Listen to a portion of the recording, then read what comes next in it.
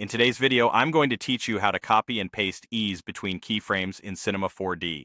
If you've ever dialed in a beautiful ease on one part of your animation and wished you could apply that exact feel elsewhere, this workflow will save you a ton of time while keeping your motion consistent and polished.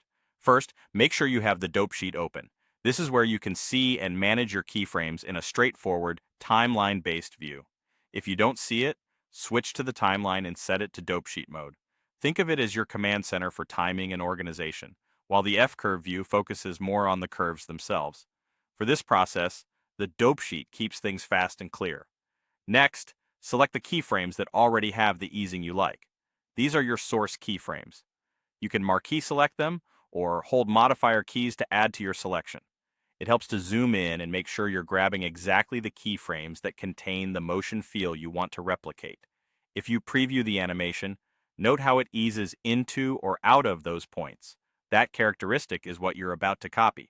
Now head to the Edit menu and choose Copy Ease.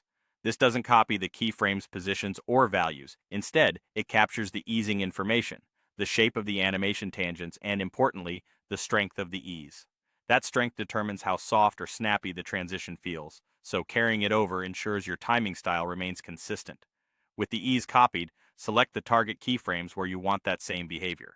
These could be on the same object or across different objects and tracks. The key is that the keyframes already exist. You're applying an ease to them, not creating new keys.